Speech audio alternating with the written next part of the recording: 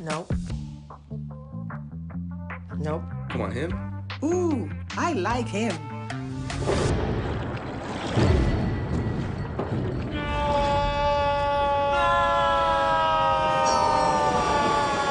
Quick, the quicker picker-upper. Bounty picks up messes quicker, and each sheet is 2 times more absorbent, so you can use less. He's an 8. He's a 9. Bounty, the quicker picker-upper. It's never too early to plant the seed, to share the tradition, and instill a sense of pride in your HBCU with your little ones. HBCU Pride and Joy Children's Boutique helps you share your school spirit with a wide selection of adorable kids' apparel and accessories officially licensed from your favorite HBCU. Visit hbcupridejoy.com and follow us on all social media at HBCU Pride Joy on Facebook and Twitter. Sugar Chateau Desserts is a specialty bakery located in the Charlotte, North Carolina metro area. We will create delicious and one-of-a-kind treats for any occasion. Sugar Chateau is currently shipping cakes in a jar, offering a variety of different flavors in a single-serve container that can help you celebrate in accordance with social distancing.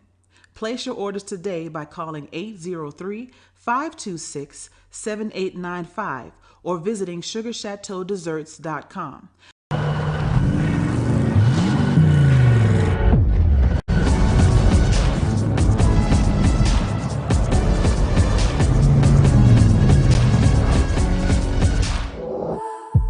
For 200 years, Montgomery, Alabama has been making history by people who had the courage to stand up for change.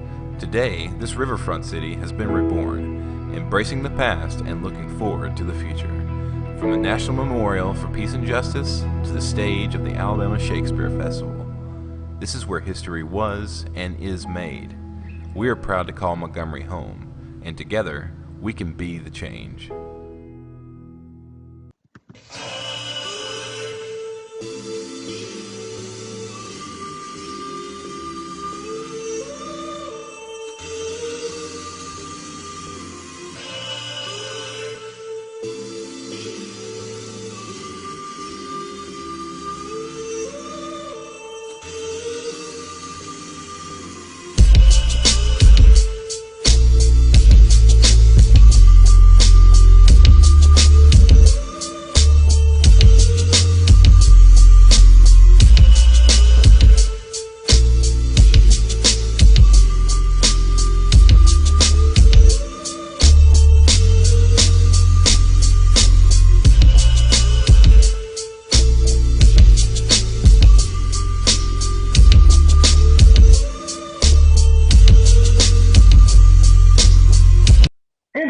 HBCU football tonight.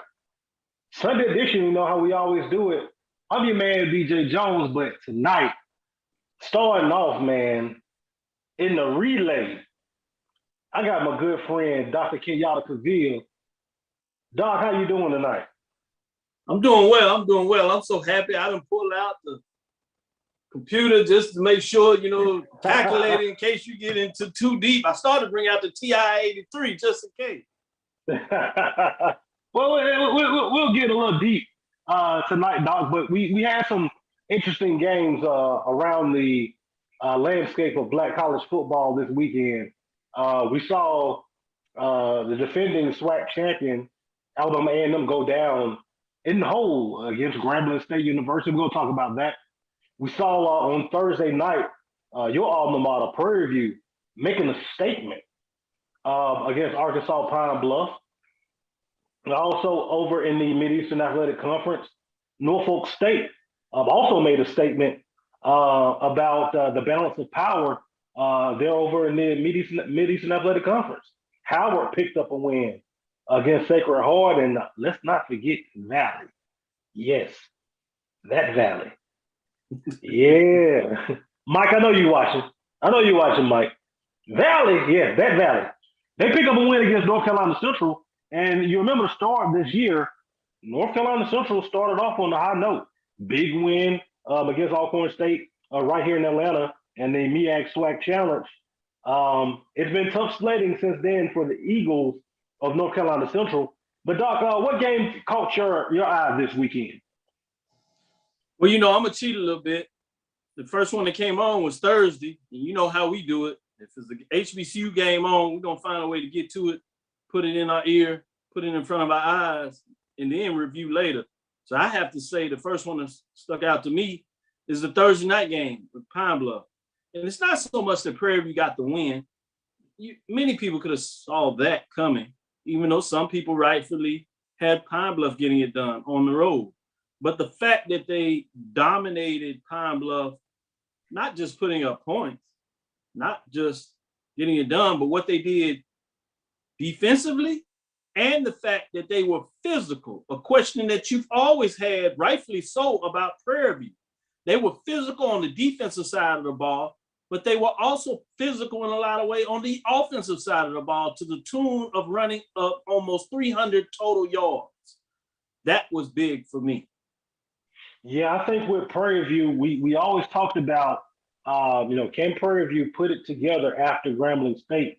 Dumas on that defensive line, I told him on Friday, sir, you are unblockable. It's amazing to see what that young man can do at the defensive tackle position. They can slide him out the defensive end as well. But we're talking about a defensive lineman at 5'11", 230 pounds. And you can't tell. He plays much bigger than that. Offensively, Jawan Pass, he really has a hold on that offense. Running the football, he's efficient in the pass game. I like what Prairie View has done. And then Ladimian Brooks, remember him at Grambling when he was younger, it was snatching off some big plays. The injury bug kind of got him. And then, he kind of wasn't the same there at Grambling. Thursday night, you had Ladimian Brooks fighting, and boy, was it. He broke off a big run for a touchdown, had an outstanding night. And if you look at it, Prairie View, very balanced in that football game, be able to run the football and throw the football, very efficient in the pass game. But they limited Arkansas Pine Bluff to 38 yards on the ground. Yeah, 38 yards on the ground, only 166 yards passing for Arkansas Pine Bluff. The Prairie View receivers, very talented bunch. May not the biggest, they're not the biggest like they've had in the past, but those receivers average 10.5 yards per reception. That's getting it done. Yeah, I like what you said about those receivers. They're small in nature, but you can tell that they've been waiting at a chance and chopping and learning about what they need to do to get open on the field. In some ways, you think about them in terms of Alabama A&M, not necessarily the biggest, most physically stunning group of wide receivers, but they're shifty, they're fast, and they do unique things, and they know how to simply get open. And one thing that you talk about Jawan Pass is his ability to be efficient. He doesn't just put up empty yards. He puts up big plays, and he converts on third downs and keeps drives going. And being on the defensive side of the ball, that is devastating to a defense when they cannot get off the field. They get you to a third down, and he's able to make big third down in 9s, third downs in 11s, third down 12, 14. He's able to come up with a big play. And then you talk about the running backs. They're running by committee. That concerns the people earlier, but they seem to find a way to have running backs that are able to do multiple things, and they get them on the field and they can do things. Jaden Stewart, Antoine Ahmad, they're getting it done in so many different ways. And while Jawan Pass, he likes to pass the ball, obviously, pun intended, but he can put it down in crucial situations. And then let's not forget about Christian Mosley. So you're talking about top 25 running. You have 5 people that are in the top 25 statistically for Prairie View. Last thing I will say that's interesting about Prairie View is we talk about some great defensives in the SWAC right now, or great defenses against HBCU, rightfully so. We talk about some very great offensively, but Prairie View seems to be balanced. They're top 3 on the defense, top 3 on the offense. One crunch that we have to talk about is special teams. If they can work that out, this team will be a team that you need to watch going down the stretch. And I agree 100%, Doc. I said it on Thursday, and I'll repeat it. I think that Prairie View put a lot of people on notice. And when you look at that schedule, the only thing that makes you go kind of draw back a little bit, Prairie View has to go on the road to Southern, has to go on the road to Alcorn State. Those are not easy places to win. Those are not places that have been nice to Prairie View in the past, to say the least. So it's going to be interesting to see what the Panthers of Prairie View are able to do coming down the stretch run, get into the month of October, get into the month of November. Can they keep this level of play up? Because we've kind of seen this from Prairie View in the past, and I know that the Panther fans out there don't like me bringing up this. We saw some hot Prairie View teams in September, early October, and then when we get to that second, third week in October, it cools down a whole heap of bunch, as we say down in the country. But we'll see what happens. Coach Dooley definitely has that football team rolling. So shout out to Coach Dooley and that staff at Prairie View A&M. BJ, one thing about it that I'd like to get your take on this. You're right, but this is not a team that hasn't been to Southern and found a way to be up and couldn't finish the deal. They've been to Alcorn, been up and couldn't finish the deal. So these guys, in a lot of ways, have grown up. So they're looking for this opportunity. I don't think this is a bunch that's going to shy away from it. And as we said earlier, we questioned those Prairie View teams early a couple of years ago because we questioned the physicality. We're not really questioning it right now. So that's the thing that I think is slightly different. They got to go get it done. They got to prove it. But to your point, it's going to be tough.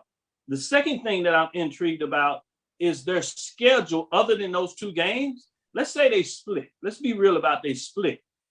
Southern, in terms of their stretch, they would have to run the tables and still get out of the way, or Pine Bluff with all those games, Alcorn with all those games on the road. So even if they split that, they could still find themselves in pretty good position.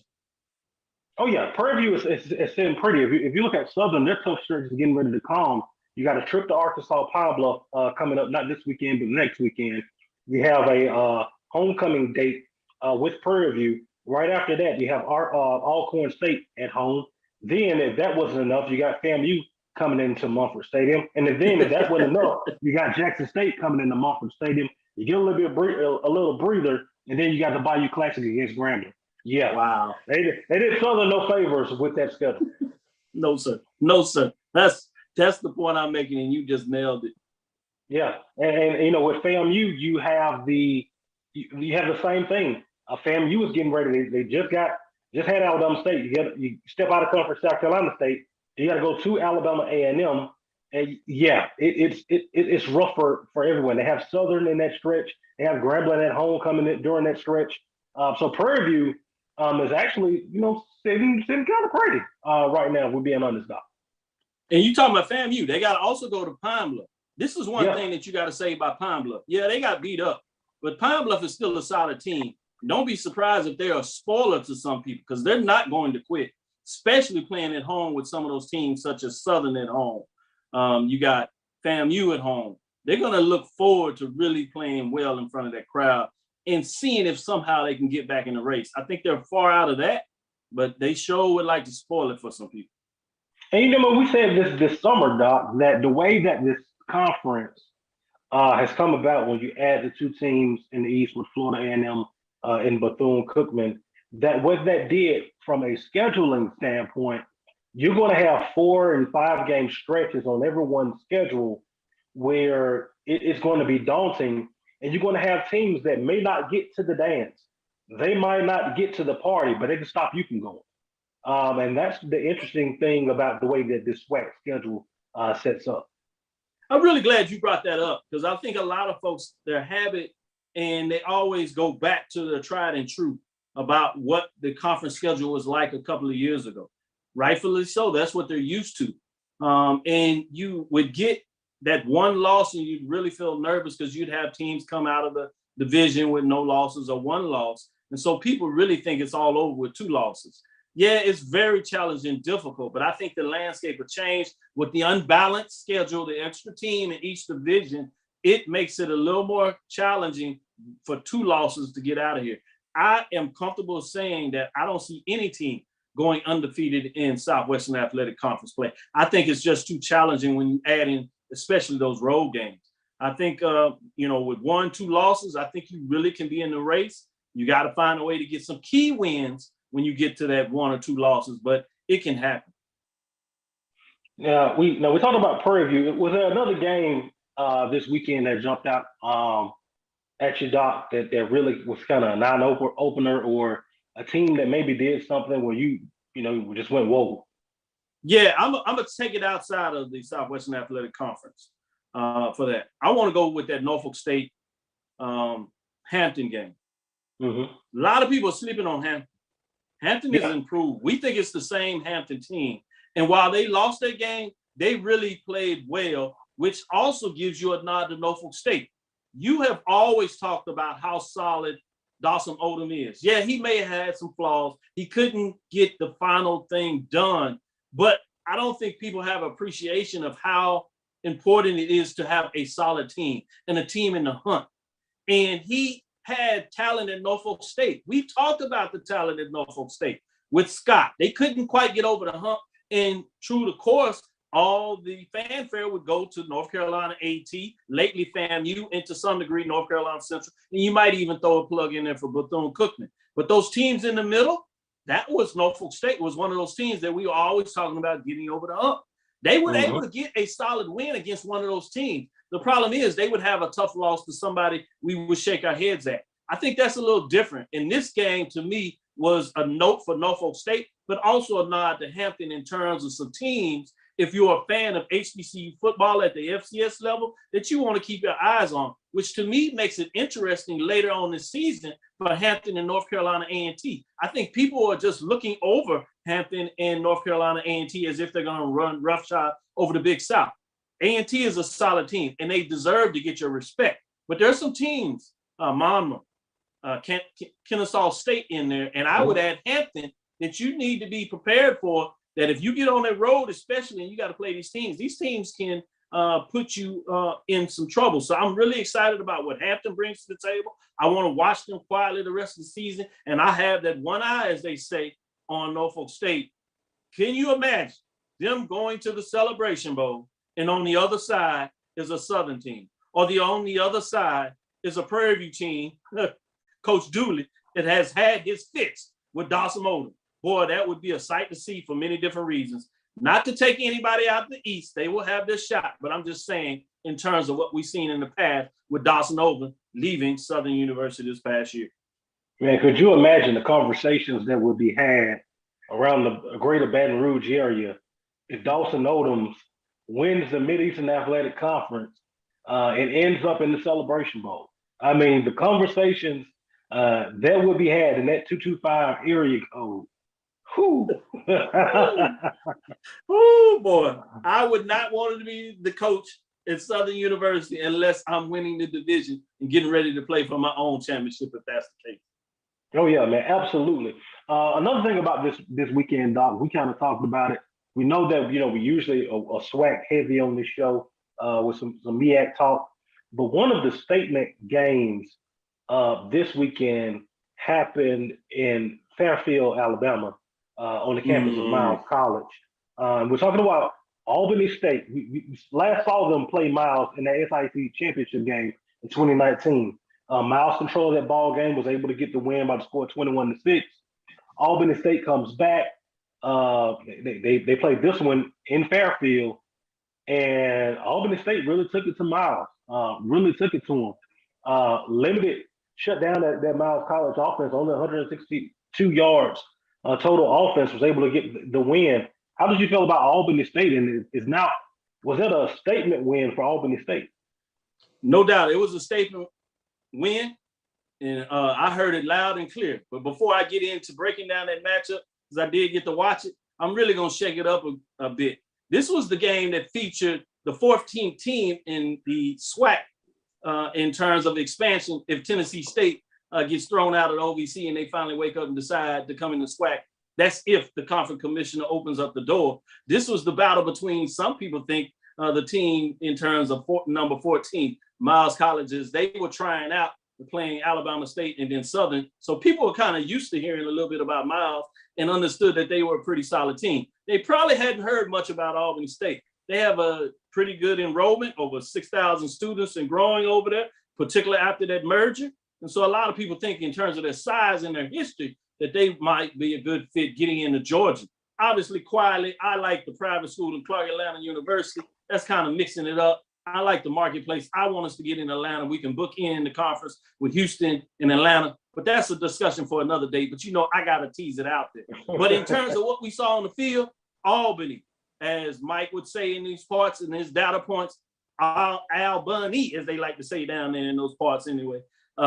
They made a statement in terms of physically manhandling Miles College. And this is a team that when we thought about the SEC as they were ascending, that's how they beat up on Tuskegee. They would manhandle them. So we were thinking again that this would be a classic matchup, toe-to-toe, fist-to-fist. And we thought for most people that Miles would find a way to come out of it. It was not to be. Albany State made a clear statement. Some of us started putting our eyes to Albany when they got that big non-conference win against a historically white college, as I like to call them. So we had a little idea that Albany State could be good, but many of us was filling our oats about Savannah State. They're quietly in the background, and that'll be an interesting game coming up. But right now, it's all about Albany State, those Golden Rings. And then you look at, not to look too far ahead, but that SIAC Eastern Division with Albany State, with Savannah State. We saw what Fort Valley was able to do yesterday to Benedict. We saw what they did week 1, night 1 against Tuskegee and Crampton Bowl. Yeah, that championship of the SIAC might go through the state of Georgia if Albany State and Savannah State and Fort Valley got anything to say about it. I think you're right. And just adding up, I know we don't want to get too far ahead, but that's not even counting about Edward Waters that has transitioned, as well as Allen, who seems to be just finding ways to get wins. And you're trying to figure out and scratch your head and talking about these teams are not supposed to be doing this yet, and they're making a statement. So you're right. That Eastern Division of the SIAC, put one eye on that over there if you're a fan of HBCU football, because they're playing some good one at the Division II level. Oh, yeah, absolutely. Now, Doc, only got you for a few more minutes before we go to break. Got the tall man coming from Alcorn, man. Ooh, that's a nice one. He'll break it down. Charles, I love what he does. Yeah, Charles. They got homecoming down on the reservation this weekend, and the G-men are coming in and gonna try to spoil homecoming. We're gonna talk about that. But again, yeah, man, 2015 wasn't that long ago. But exactly. Doc, with the games that we have upcoming, where will your eyes be this weekend? As far as the conference title races kind of shaping up, what do you think are going to be like the key games this upcoming weekend? Man, the star on the map. No matter what the polls or what polls you look at this weekend, you got a top 5 matchup in Huntsville, Alabama, with Jackson coming to town against Huntsville, a team that just lost. Many people had this circled anyway in terms of this rematch from the spring. It was looking like it would be a number 1 versus number 2. It still probably is going to be a number 1 because a lot of people are going to bump Jackson State to the number 1, rightfully so. You can't believe that Alabama A&M is going to fall past 5, so you got a top 5 matchup. Number 1 is coming on the road to Huntsville, Alabama, and this is going to have some indication of what is going to take place in the Eastern Division. That's the one I'm going to have my eyes on. Yeah, and I agree with you. I think that matchup, homecoming on the hill, Alabama A&M, we know what that football team done in the spring. We know what the detractors said. A lot of people say, okay, you did it only for 3 games. It's an abbreviated spring. Can you do it for a full season? So we know what the detractors said. Could Alabama A&M have been looking ahead, looking past Grambling towards this football game? That was a big question all week last week. Could that have happened? But I know that Jackson State has their full attention, and that environment in Huntsville, Alabama A&M gets clowned on about not having a good home environment, a great home field advantage. It has to be that this weekend because the people from Jackson, Mississippi, they're coming. All right, they'll get you if you're homecoming or not. You know, they'll make it a neutral site. So if you're an Alabama A&M fan, you watching this, you a Bulldog. I got a whole bunch of them in the family. Sonya, Teresa, all y'all make sure y'all there. You make sure that it is a hostile environment for Jackson State because there's no excuses, man. This could very well determine who represents the Eastern Division. And if you're Florida A&M, you're rooting for Alabama A&M because you got them next week. If Alabama A&M defeats Jackson State and Florida A&M defeats Alabama A&M, now your FAMU, you're back in it. That's right. They're going to be watching this game too. with that being said, you know about Alabama A&M homecoming. They're gonna be there. We just got to get them out of the tailgate parking lot into the stand. Do what you got to do out there, suds up. So like BJ saying, so you can be loud and proud. But get out of the parking lot, get in the stands, because Jackson State is coming down there, and they mean business. They think they have something special over there, and on the defense, is without a question. So you got a top-ranked offense versus this top-ranked defense. It is a can't miss. So this is the place to be. So if you're not there, turn it on television. If you're there, get out of the parking lot, get in the stands, and represent, because this is going to be a barn burner. Absolutely, Doc. I appreciate you coming on, man. If you guys have not watched Inside HBCU Sports Lab with Dr. Kenyatta Cavill, hey, make sure on Sundays, man, we do a great wrap-up show. Doc is also hitting you during the week on Tuesdays, right, Doc? Is it Tuesday? Yeah, Tuesday and Thursday, 6 o'clock Central Time. We give you a good solid hour. So, man, making sure you check out him, Mike Washington, Charles Bishop. I joined Doc in the group on Sunday mornings. Doc, I appreciate you. We're about to run the break. And on the other side, I got Charles Edmond of the Alcorn State Radio Network. The tall man. He's going to be talking about Alcorn State. It's homecoming on the reservation. And they have the G-men of Grambling coming in. So you guys stay playing it right there. I'm glad you're here with me. We're going to break real quick. We'll be right back. And we're going to jump right into it. This is Carlos Brown, letting you know that we're on the move. You can now catch the Carlos Brown Show beginning this July on the Black College Sports Network each and every Saturday from 11 to 1 Eastern Time. That's 10 to 12 Central Time. Same time, new place. On Facebook at the Carlos Brown Show and Black College Sports Network. Online at www.mybcsn.net and on the BCSN app available on Google Play and the Apple App Store. Troy, you work here? I'm never not working. Like Head & Shoulders Scalp Shield technology, up to 100% dandruff protection, even between washes. Never not working. Never not working. Never ever not working. Head & Shoulders Scalp Shield, never not working.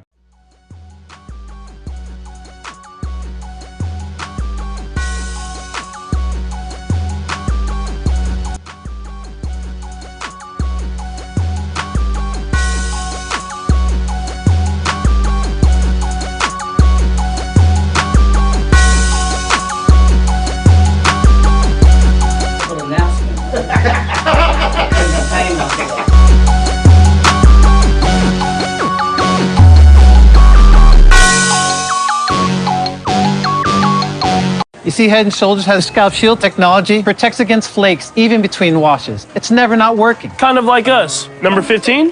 Never not working! I don't like this one. Me neither. Let's get out of here. Head & Shoulders Scalp Shield, never not working. From novice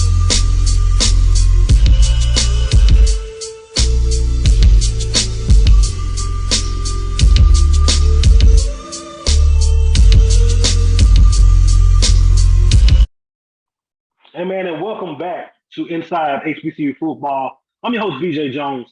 I like how they put Black College Football expert. I mean, I'm good. I don't call myself an expert. I'm good. I've been around the game a little bit, played it a little bit, coached it a little bit. I'm all right. But, man, coming with me now is a guy I really look up to, man. Had an opportunity to meet him some years ago. He's been around this thing for a long time, part of that Alcorn State Braves radio network.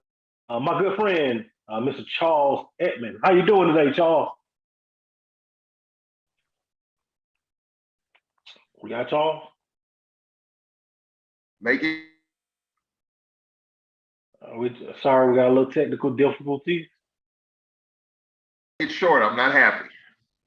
Oh man, not happy, man. Well, the Braves didn't play this weekend, so we know it can't be that, man. What got you unhappy this evening, Charles?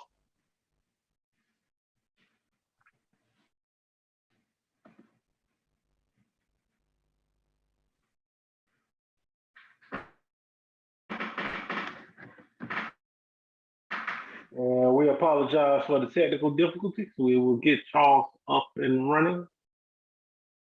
Just bear with us, folks.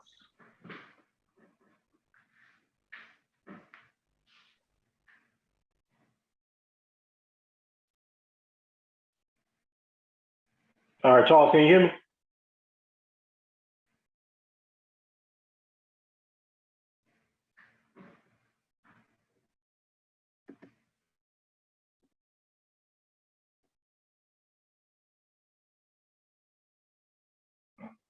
And we are sorry, having a few technical difficulties. Charles, can you hear me?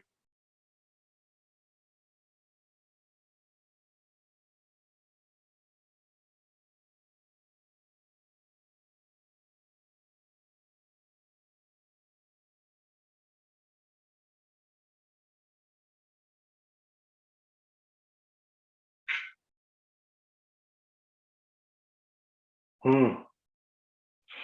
So we're having some technical difficulties with Charles Edmond. He will be back. We apologize for the technical difficulties. But it's one of the things that you have, man. Technology, man, it's a good thing when it works. It doesn't always work all the time. So we will get Charles Edmond back in here. Talk a little Alcorn State, Grambling State.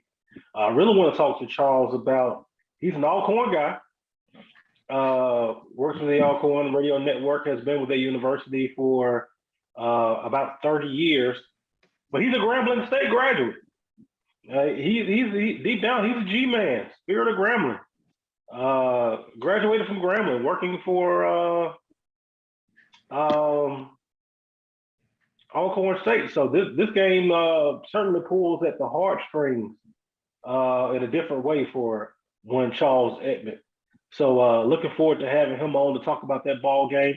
Before we go into Grambling and Alcorn State, very important football game. We talk about the Lancaster State. And there goes Charles. Charles, how you doing? I'm doing well. How you doing? Apologize. I think that's on my end. My niece is tying up my Wi-Fi watching movies or videos or something. So you know how that works. So Charles, I just meant you've been with Alcorn State with their radio network. You've been there about 30 years, but you're a graduate of Grambling State University. This game this weekend, you got Alcorn and Grambling State. That has to tug at your heartstrings in a special kind of way, huh? Yeah, I tell you what, my first 10, 12 years that I was at Alcorn, there were people that teased me about this matchup. And it didn't matter what sport. It could have been football, could have been basketball, could have been tiddlywinks, could have been soccer. It didn't matter.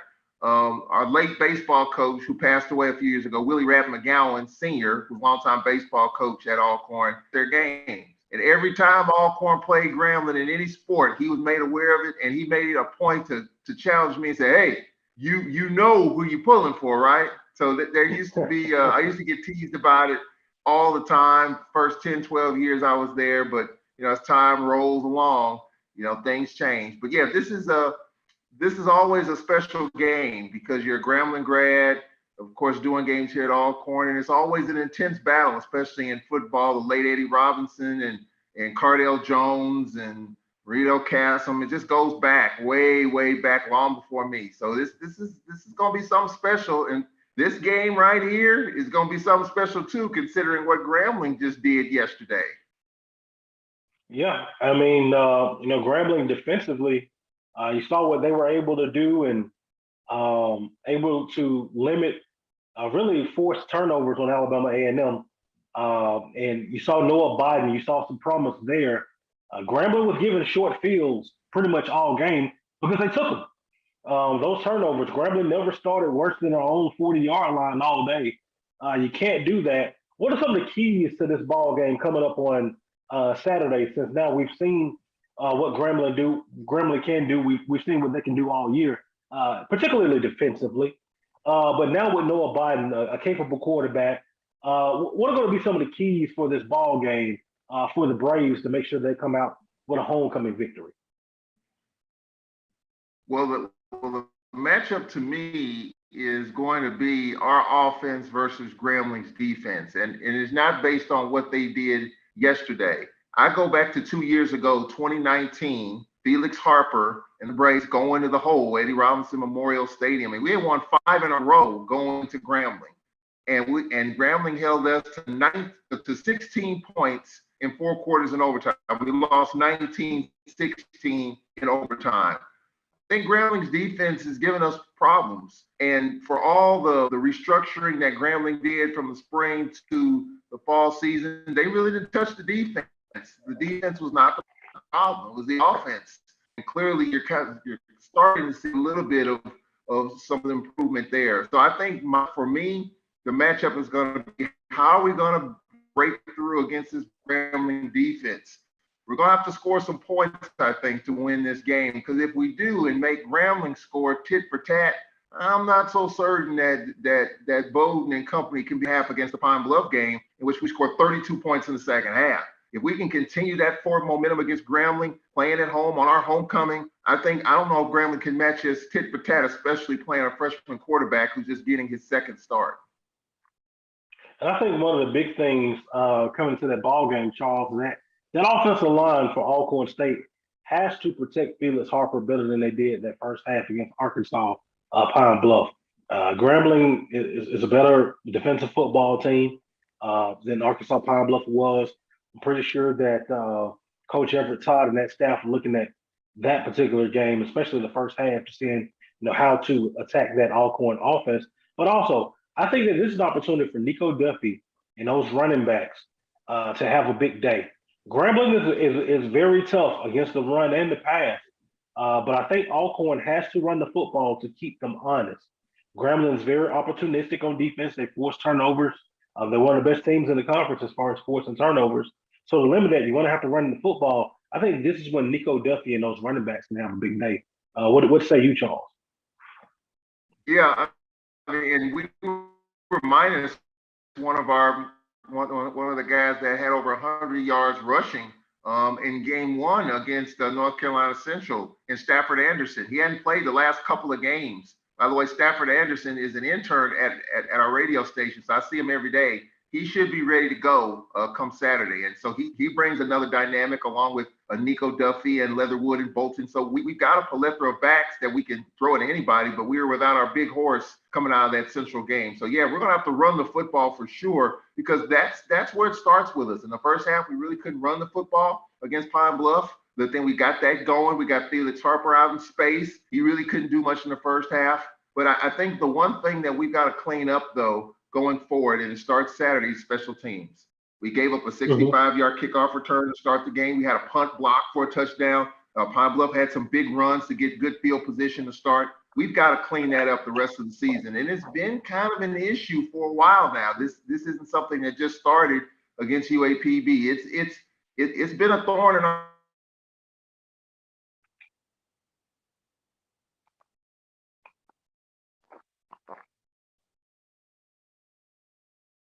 be able to fix that and fix it quickly. Yeah, and it seems like these Grambling Alcorn games, no matter where they're played are tight. I remember in 2018, I remember the pass from Noah Johnson to Chris Blair. Well, it looked like the game was going to overtime. Noah Johnson rolls out of pocket. He throws one up. Chris Blair goes and gets it. And then the year before that, another ball game, Alcorn kind of go to Grambling. They run into that Grambling State football team. Grambling stretches it out at the end. But it seems like these games are always hard-fought battles. And I know you remember back in the day, this was a Labor Day game. This was always the first conference game for both of these football teams. Why is this game so important to both of these institutions, Alcorn State and Grambling State University? Well, for a long time, this was the Independence Day Classic, the Red River Classic. We always opened up with Grambling and Shreveport, for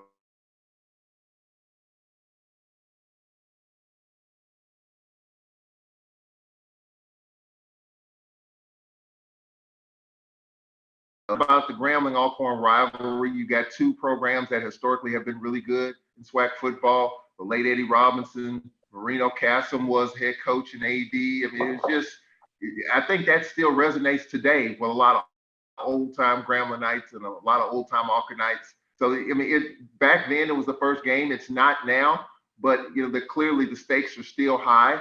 And for Grambling, they're trying to stay in the Western Division race. And for us, we're just trying to go on and just continue to do what we've been doing, because the race is going to get tight. We've seen that in the East. Prairie View's playing well, so you can't afford to drop one, especially at home. We only have 2 more home games left. The road is tough after this week with 4 in a row coming up on the road. We got to go to Valley, which won yesterday. We got to go to Texas Southern, that won. We got to go to Southern, which is trying to heal up a little bit. And then we got to go to Bethune, which I think is going to be a huge spoiler. They're going to spoil it for a bunch of teams, I think, down the stretch, even though right now they're out of it with 2 losses. So the road's not going to get any easier. And this rivalry has just been turned up another notch. Remember, the last time Grambling came to Alcorn, they blocked a PAT in overtime to win it. And, of course, we know what happened, back in 2019. They scored with 30 seconds left to tie it up. Hickbottom had a tough day, and he hit a big fade pass with 30 seconds left, and then they won it in overtime. So I expect nothing different come Saturday. It's going to be intense, high stakes. Grambling won the last game, yesterday. I expect it to be an intense ball game, and it's our homecoming, so everything is going to be ratcheted up another notch. I think what kind of blew me away about this contest, Charles, was looking at it. Unless something has changed, I see it's on ESPN Plus. So it's on ESPN Plus. Glad that one's going to be on television. But if you look around the conference, there's some important games that are being played Saturday at 3 o'clock. Arkansas Pine Bluff visits Alabama State University. Grambling visits Alcorn. Jackson State visits Alabama A&M. All those games going on at the same time. So if you're not able to make it to one, I strongly suggest you subscribe to ESPN Plus. Get one going on the TV, get one going on the phone, get one going on the tablet. Because I think that this is going to be separation of Saturday. I think that we will, the coast will get a little bit clearer. Won't be done, but we'll kind of get an idea on who are the contenders in both divisions and kind of who fares where after Saturday. What's your opinion on that, Charles? Well, I'll take it up another level. I'll say it's desperation Saturday for some of these teams. For Alabama A&M, I mean, clearly if they drop one to Jackson State on Saturday, I think it's going to be tough for them. You look at Alabama State, clearly disappointed in their effort yesterday. So I mean, it's I think right now you're going to see some teams playing with a lot of desperation. The SWAC champs are in that corner, albeit now I'll say this. Even though they lost to Grambling and it was disappointing the way they lost the game, if you look at the standings, they lost to a team on the western side. If A&M wins out, they still get to represent in the East. So as painful as it was, if you're a Bulldog fan, everything's still in front of you right there. So you got to keep that in mind. When you're playing teams within your own division, it actually counts twice if you really just think about it. So yes, this is going to be a Saturday in which, a lot of games are going to mean a lot of things for a lot of teams. And I think going forward, I think you're going to see some games that are really, really critical, especially, I'm hoping Alcorn wins on Saturday, but if they don't and the Braves have a loss and then Southern drops one, you're really going to see a wild, wild second half of the season in the Southwestern Athletic Conference.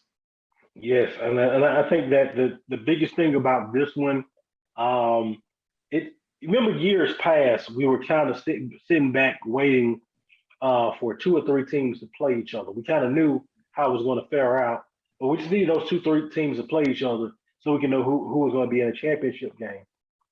That's not the case in this SWAC, the new SWAC. You can say what you want, but there are some teams that have really elevated their games. Arkansas Pine Bluff, I know that they didn't look good the other night, but the way that they really pushed Alcorn State. You look at Grambling, a lot of people left Grambling for dead after what happened in the spring and what happened in the early part of the season. FAMU, they made a statement yesterday, 28-0 over Alabama State University, and did that in dominant fashion. Prairie View, the way they're playing ball right now, there's no telling who could represent this conference in the championship game that first Saturday in December, or where that game could be played. And that wasn't the case for a few years in the conference. That's right. I mean, for the Braves, I mean, going to a new division, that changes things tremendously. I mean, if we were in the East, we'd be going for another, maybe our eighth straight division title if we're still in the East. Texas Southern woke up yesterday. I mean, you don't know if they're going to build on that. Valley woke up yesterday, and then we got to go to Valley next week. So I mean, that's going to be. I think the SWAC is going to be really, really challenging going forward. This is what we expected. This is what we predicted at Media Day. There are no off weeks. I mean, just look at that Valley game with North Carolina Central. Who thought that game was going to end the way that it did? I mean, unbelievable. And Valley's been close. I mean, don't count Coach Dancy's team out. They play hard. Nobody talks about them, which I'm sure for them is a good thing because nobody's paying attention to them. Well, they've got my attention, and I hope they get the rest of the conference's attention as well. So, yeah, you're right. You don't know what's going to happen on any given Saturday. At Jackson State, Alabama A&M game with Jackson State's issues offensively, they may wake up all of a sudden and score some points. And their defense is terrific. I mean, if their offense matches their defense, they're going to be a tough out. If the Braves can get it going offensively a little bit more and avoid the mistakes and correct special teams, they're going to be a tough out. So, Florida A&M all of a sudden, now they got a quarterback, they got a little bit of the defense. Don't count Willie Simmons' team out. So every week as we have this discussion, we're moving the chess pieces around to see who has the hot hand. And it's really hard to figure that out right now, but it's exciting to talk about. Yeah, and another thing, Charles, we yesterday down in Grambling, Alabama A&M's defense gets a lot of flack. But if you look at it, they actually limited Grambling to 277 total yards of offense. Their defense was put in a bunch of bad positions, mainly by 5 turnovers. And if you look at Alabama A&M offensively, Grambling's defense gets a lot of credit, but Alabama A&M had let me check just to double check 476 yards of total offense. Akil Glass passed for over 400 yards. Now, one thing about Alabama A&M yesterday, they abandoned the running game. Only 18 rushing attempts, and Akil Glass put the ball in the air 62 times. Didn't protect the football. That resulted in interceptions. Could it there have been a situation where Alabama A&M kind of played into the hands of Grambling? Because Scotty Allscript said this a little bit earlier, and I believe him. If Alabama A&M punts instead of turning the ball over and forces that Grambling football team to drive the length of the field, I think we have a different outcome as opposed to the 5 turnovers that we got. Well, Grambling, if you look at it, was working with a short field all game long, never started outside of their own 40-yard line, and you let me start from the 40, we get some points. Absolutely. I got a chance to look at probably a third of the game, and most of that came in the second quarter, and I saw Alabama's A&M turn over 3 straight times. And if you take that segment away, they probably do win the game. But, Alabama A&M is kind of like the Kansas City Chiefs. High risk, high reward. They love to stretch the field. They love to score a bunch of points, but there comes risk with that as well. And they were not protecting the football. They were very careless with it. And, yeah, I mean, you gave Grambling a short field, and you got a quarterback that's making his first start. So you kind of figure you're playing into your own hands in which, we can get off the field, with a young quarterback in his first start. But I think it also shows some glaring weaknesses there, too, that A&M defensively, I mean, yeah, they're going to give up a lot of points and yards, but it finally caught up with them. And I've been saying this, BJ, for the last month. It wasn't sustainable. At some point, either offensively, you're going to be off, in which the 6 turnovers did them in, or defensively, even though you gave Grambling a short field, you just weren't able to get off the field. At some point, it catches up with you, and it did yesterday. Now, Cornell Maynard said they got to fix it and fix it fast. I don't know what you do in 7 days with Jackson State coming to town. Yes, you're at home, but you got a lot of cleaning up to do on that defensive side.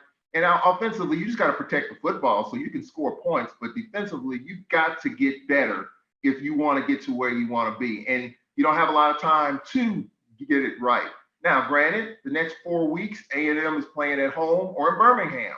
So they do have a favorable schedule. But that defense has been porous for a while now, even going back to 19, just outscoring people. You can't continue to do that. You did it in the spring, but I don't know in the long haul of the season if you can continue to do that. So we'll see if they have it fixed come Saturday when they host Jackson State. But it finally caught up with them. And for Grambling, hey, they got new life, and we'll see if they can build on that with this freshman quarterback come Saturday when they come to Alcorn. Yeah, the thing about Alabama A&M, and I always say this, playing defense is an attitude. More so than anything, more so than any scheme, more so than any film that you can watch, playing defense is an attitude, and you have an attitude to do this. That attitude has not existed for Alabama A&M for some time. You've seen a team just flat out, sometimes defensively, looks disinterested in tackling anybody. You can't scheme that. You know, that's this thing right here. Either you have it or you don't. There's nothing. I can't call a timeout. I can't adjust to it. I either have that or I don't. And that's what worries me about this football team, especially with these next couple of games. Jackson State is going to be very physical on the defensive side of the football. Alabama A&M is going to have to make some stops for them to be able to win that football game. Florida A&M, very physical on the defensive side of the football. That offense is coming into themselves, but they can run the football. That game down in Birmingham, Alabama State, very physical on the defensive side of the football. That offense is hit and miss. It all depends on how Ryan Nettles feels that particular day. But if you don't match the physicality of your next three opponents, you could very well walk away 1-2 or 0-3. It's realistic. Absolutely. I absolutely agree.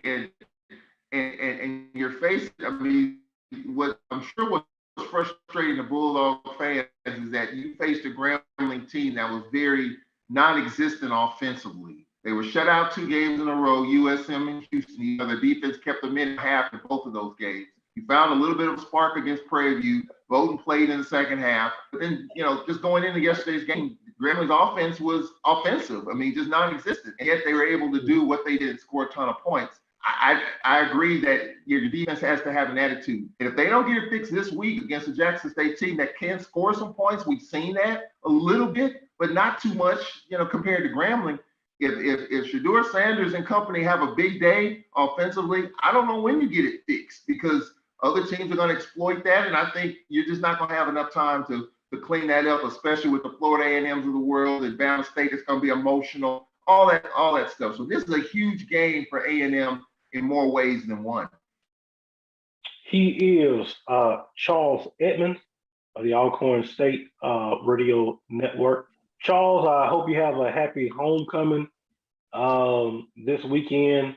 I hope that your team wins, and I hope that the Grambling Alumni Association don't come hunting for you after the game on Saturday. It should be, they're going to find there's going to be so many people. I'm going to be hard to find. I'm going to duck and dodge and hide, that's for sure. I tell you what, somebody going to be looking for you at the end of the game come Saturday, Charles. It's either going to be the employee or the school. It's going to be one of the two.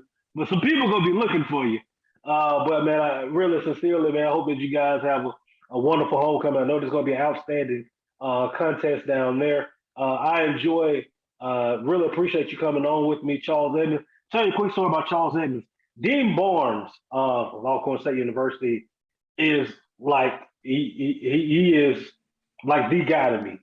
Grew up, going to games in this conference and hearing his voice. Never knew who he was. It was through Charles Edmonds. I actually got an opportunity to meet Dean Barnes. And I tell you, I was in awe sitting in the press box, getting a chance just to talk to Dean Barnes just about football and just so much that he's seen. So I appreciate you for that, Charles, and appreciate everything that you do with HBCU sports across the board, not just football, but everything that you do with the Alcorn Radio Network. So appreciate you, man, and looking forward to having you back.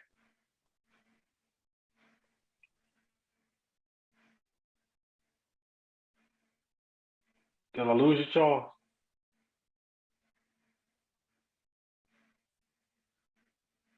Yeah, some technical issues with Charles. Well, ladies and gentlemen, We will go to break. I promise you guys, one of the things about this show is that we would take it outside the lines. And tonight I have a special guest that'll be with me coming up after the break. Professor PJ Howard, Assistant Band Director at Alabama State University. Talk to PJ about the state of the sport of HBCU marching bands. We'll chop it up with PJ Howard. Very talented guy, very passionate about what he does. He's making his mark at Alabama State University. You've seen him at Talladega College. You saw what he was able to do at Stillman College in a short period of time. Everywhere that he's been, he's done an outstanding job. A guy that has a passion not only for music, but for our young people. So very contagious personality. You guys will really like him. Professor PJ Howard of Alabama State University, one of the assistant director of bands down there. We want to go to break. Appreciate you guys for tuning in. We're going to go take a quick break. And on the other end, I will deliver Brother PJ Howard of Alabama State University. From novice to aficionado, find yourself here. High quality cigars plus personal customer service. Slow Burn is Waco's only mobile cigar lounge, featuring a meticulous, curated collection of premium cigars. Visit our website, www.slowburnwaco.com. That's www.slowburnwaco.com. This is Brian Fulford. A.B. Drew and I are co-hosts of the BCSN Sports Wrap. We talk about all things related to HBCU athletics. From the games, teams, coaches, and fan interest stories, we cover it all. You can find our shows on Facebook at BCSN Sports Wrap, YouTube at MyJBN Online, and everywhere you listen to podcasts like Anchor, Spotify, Google, and Apple Podcasts. You can also find the show on the Jericho Broadcast Network's app. Make sure to download. We look forward to you joining the conversation and being a part of the show.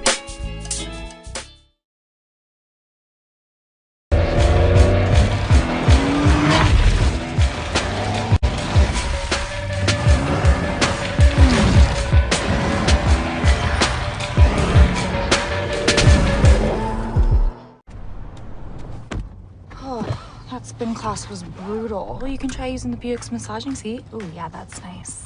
Can I use Apple CarPlay to put some music on? Sure, it's wireless. Pick something we all like. Okay, hold on. What's your Buick's Wi-Fi password? Buick Envision 2021. Oh, you should pick something stronger. That's really predictable. That's a really tight spot. Don't worry, I used to hate parallel parking. Me too. Hey.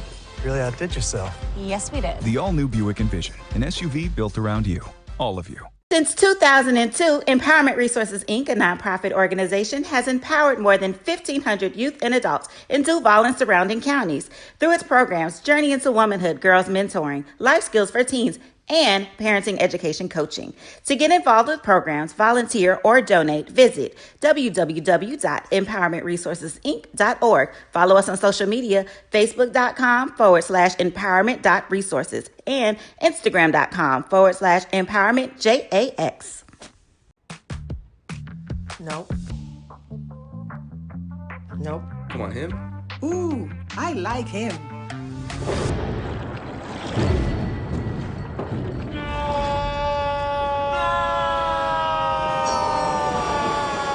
Quick, the quicker picker-upper. Bounty picks up messes quicker, and each sheet is 2 times more absorbent, so you can use less. He's an 8. He's a 9. Bounty, the quicker picker-upper. It's never too early to plant the seed, to share the tradition, and instill a sense of pride in your HBCU with your little ones. HBCU Pride and Joy Children's Boutique helps you share your school spirit with a wide selection of adorable kids apparel and accessories officially licensed from your favorite HBCU. Visit hbcupridejoy.com and follow us on all social media at HBCU Pride Joy on Facebook and Twitter. Sugar Chateau Desserts is a specialty bakery located in the Charlotte, North Carolina metro area. We will create delicious and one-of-a-kind treats for any occasion. Sugar Chateau is currently shipping cakes in a jar, offering a variety of different flavors in a single-serve container that can help you celebrate in accordance with social distancing. Place your orders today by calling 803-526-7895 or visiting sugarchateaudesserts.com.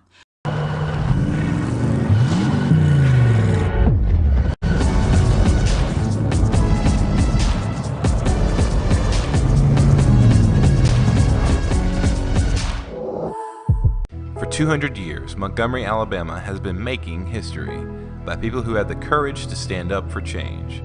Today, this riverfront city has been reborn, embracing the past and looking forward to the future. From the National Memorial for Peace and Justice to the stage of the Alabama Shakespeare Festival, this is where history was and is made. We are proud to call Montgomery home, and together, we can be the change.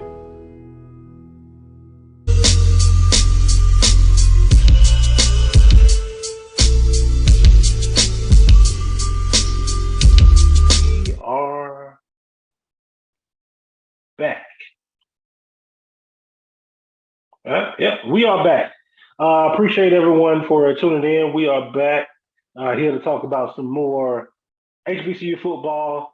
PJ Howard will be in momentarily. But this weekend, we had a few crucial contests. I know that Grambling and Alabama A&M stole a bunch of the headlines. But Mississippi Valley getting a big win at home against North Carolina Central by the score of 17-16. And this North Carolina Central team actually started off this year on a high note. ESPN primetime game, MEAC SWAC Challenge against the two-time defending SWAC champion Alcorn State. And North Carolina Central was able to beat this football team by 9 points, score 24-13. North Carolina Central it's been tough sledding since then. Very well could have lost to Winston-Salem State, who got absolutely boat raced yesterday by Shawan. Shout out to Stephen Gaither in the Winston-Salem State, all the Rams, Tyler Carr, the Rams out there. No, yesterday didn't go how you guys wanted it to go, but North Carolina Central, we talked about earlier, a lot of people felt like after that win against Alcorn, they could possibly be a contender in the MEAC.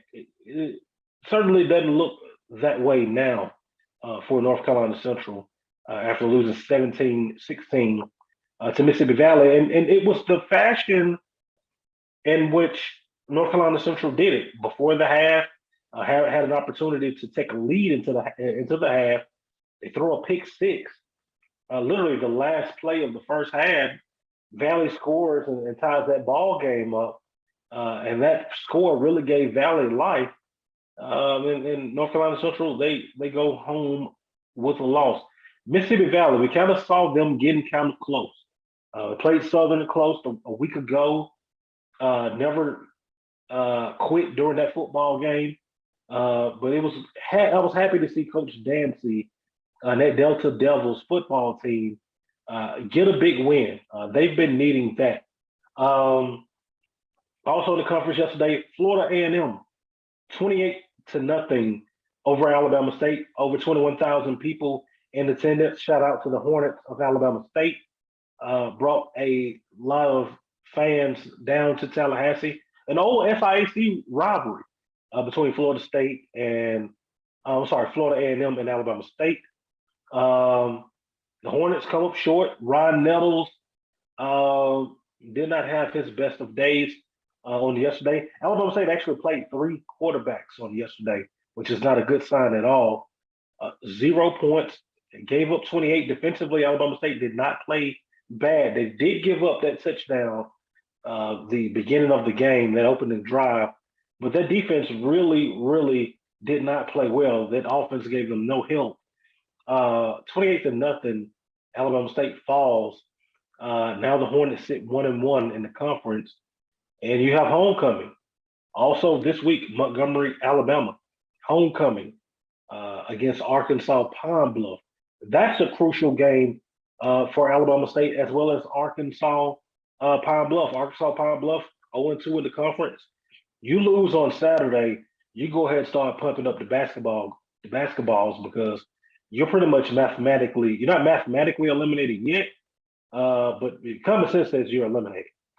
If you're Alabama State, you cannot afford to fall to 1-2 in the conference. Not with Jackson State and Alabama A&M looming on that conference schedule. So that's going to be a very important game down in Montgomery. Arkansas Pine Bluff from the Western Division, Alabama State University from the Eastern Division. Very crucial game, not just because it's a conference game, but it's homecoming for the Hornets. So happy homecoming to all of the Hornets out there. Yeah, State. Moving on along, yesterday, Howard finally getting a win. So shout out to Howard. They defeated Sacred Heart on yesterday, and it was the way in which the Bison went about doing it. Howard scored 13 unanswered points in the fourth quarter. They were trailing in that ball game at one point. Was trailing by the score of 17 to 3. Scored 13 unanswered in the fourth quarter to get their first win on the year. So shout out to Coach Scott and the Bison of Howard for getting their first win. Next week, man, it is a smorgasbord in the Southwestern Athletic Conference. It is also homecoming week for quite a few schools in the SWAC. We got 3 homecomings on Saturday. We got homecoming at Alabama A&M, homecoming at Alabama State, homecoming also on the reservation of Alcorn State. And those are some big games, not because they're just homecoming, but these are some key games that will determine how the SWAC will be won. Alcorn State hosts Grambling State. We just talked about that with Charles Edmond. Then Jackson State goes on the road, faces Alabama A&M. We remember all the talk, all the trash talking from the spring that transpired with Coach Cornell Maynor, and to get you some more stars and all that stuff's cute. But come Saturday, it's game time. Jackson State going to Alabama A&M. I'm pretty sure that the Big Blue Nation will be in full effect there, as well as the Bulldogs. That's going to be a key game. Alabama A&M, you cannot fall 0-2 in the conference. Jackson State looking to avoid a conference loss. If you're Jackson State, you win this one, you're almost sitting pretty. Almost. Not yet, but you're sitting pretty because you will have defeated Florida A&M and Alabama A&M, 2 of the biggest contenders in the Eastern Division. So that will be interesting. Also, you got homecoming at Alabama State. We just talked about that. Southern and Texas Southern will hook up in Arlington, Texas, and the showdown there at the Rangers' old ballpark.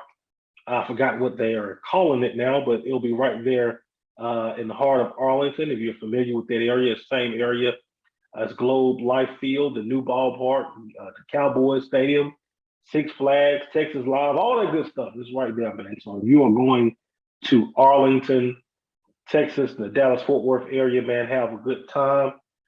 Mississippi Valley, will be hitting the road this weekend to face off against Bethune-Cookman. That game is crucial for Bethune-Cookman. We saw Bethune-Cookman yesterday early. Looked like they were getting taken to the woodshed by South Carolina State. And then Bethune-Cookman scores 28 unanswered in the fourth quarter to make it a ball game. They fall 42-35, but that was a 42-7 ball game at one point.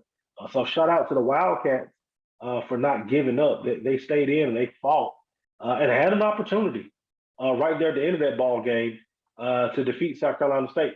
If you're South Carolina State, Florida A&M You make that trip to Tallahassee this weekend. Old MEAC rivals, old SIAC rivals face off against Tallahassee. Face off in Tallahassee. If you're South Carolina State, you need this game. You need this ball game. South Carolina State right now sitting at 1-3 overall. You don't want to be 1-4 and run the risk. We talk about this from a marketing standpoint. Would you want to see a 6-5 South Carolina State in the Celebration Bowl? You got to think about what that does for marketing from that ball game. So you need to win as much as possible. So that's another key ball game coming up on this weekend. I'm sorry. See, Roy, were you trying to say something to me? Nope.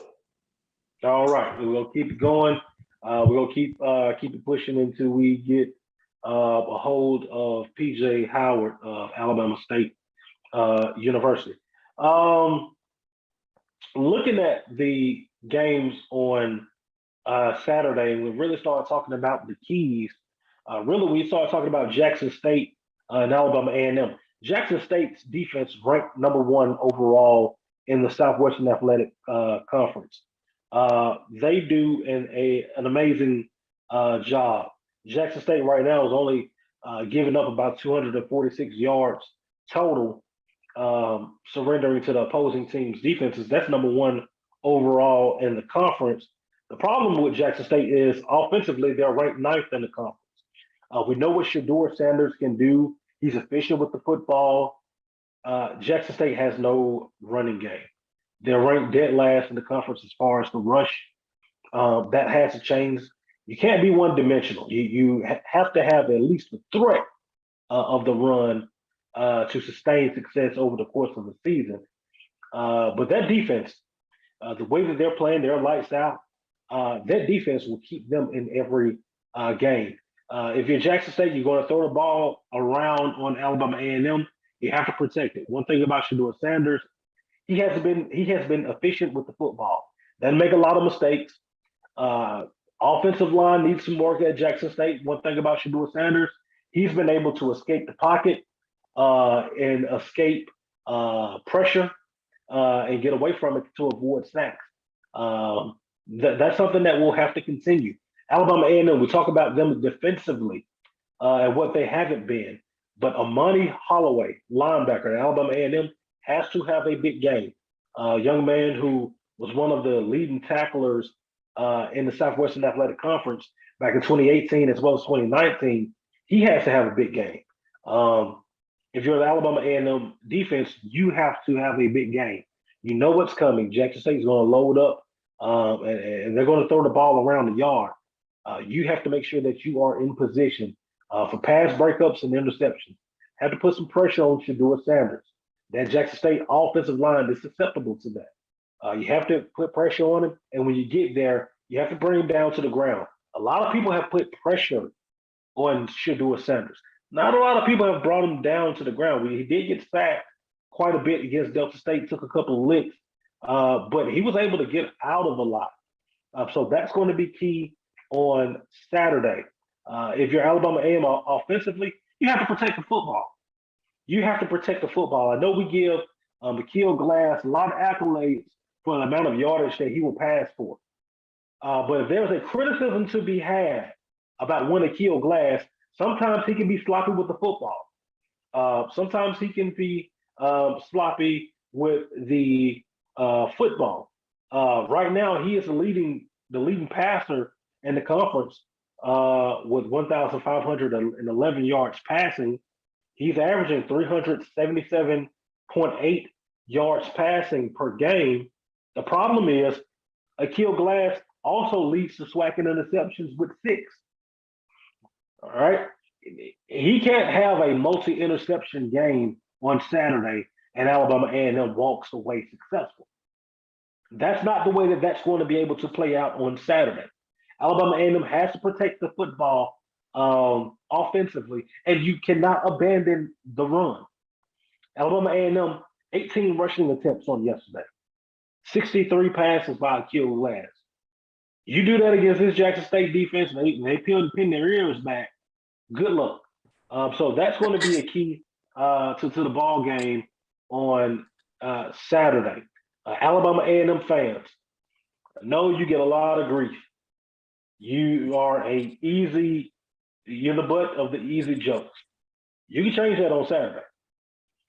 Show up and make sure that Lewis Cruz Stadium is rocking and rolling, and support your team. Get away from the tailgate. We know that you like the tailgate this homecoming. But what separate you from the Southern, the Gramblings, the Jackson States, and the Alcorns and the FAMUs is that tailgate big there too.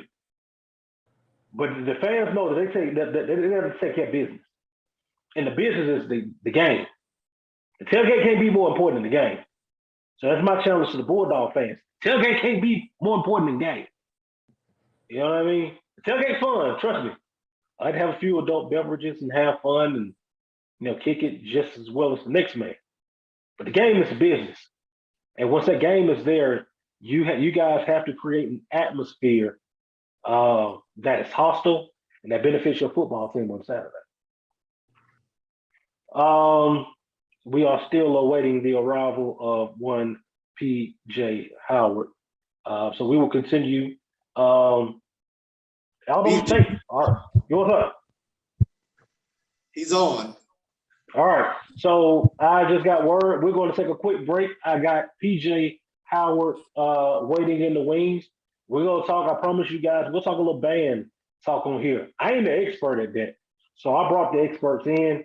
PJ Howard, one of the best in the business. We'll take a quick break, and when we come back, we're going to have PJ Howard, Alabama State University. This is Carlos Brown, letting you know that we're on the move. You can now catch the Carlos Brown Show beginning this July on the Black College Sports Network each and every Saturday from 11 to 1 Eastern Time. That's 10 to 12 Central Time. Same time, new place. On Facebook at the Carlos Brown Show and Black College Sports Network.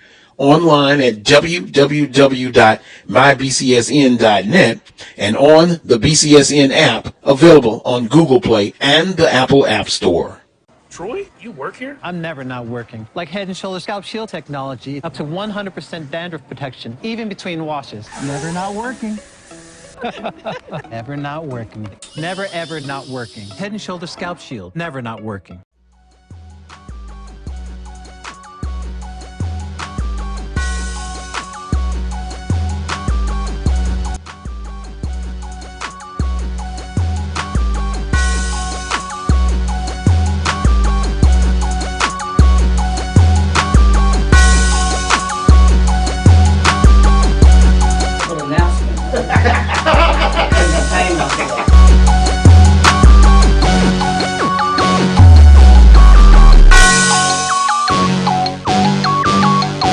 You see, Head & Shoulders has Scalp Shield technology, protects against flakes, even between washes. It's never not working. Kind of like us. Number 15? Never not working! I don't like this one. Me neither. Let's get out of here. Head & Shoulders Scalp Shield, never not working.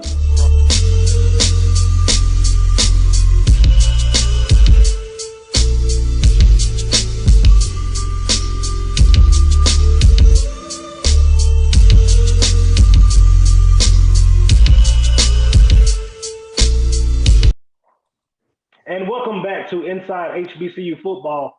I'm your host, BJ Jones, and I got a special guest with me. I say young man, he's still young. Professor Alabama State University, PJ Howard.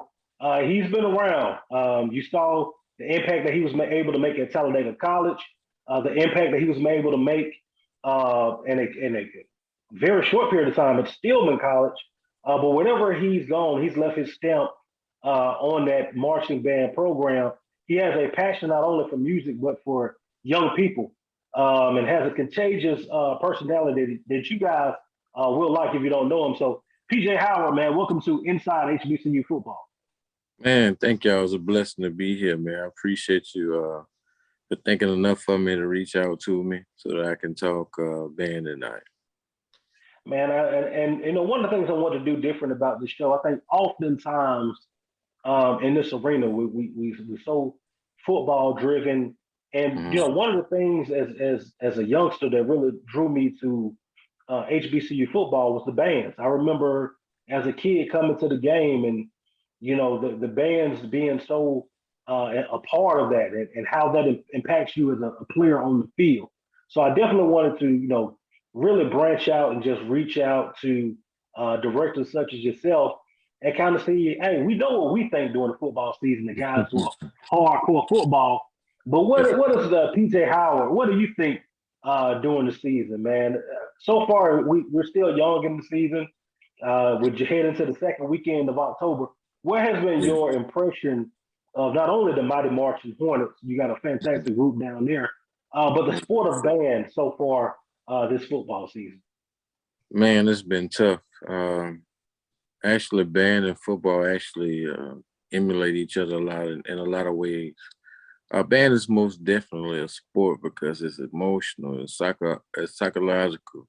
You have to be physically fit, you have to be mentally fit. This COVID, this worldwide pandemic, man, has taken a toll on a lot of the things that we used to refer to as tradition. It's changed the conditioning mentally and physically of students. It's hard, man, getting out there, marching up and down the field, enduring the elements, rain, the blaring sun, when you've been in the house, for a whole year, sitting on the couch, drinking air conditioner, you know what I mean?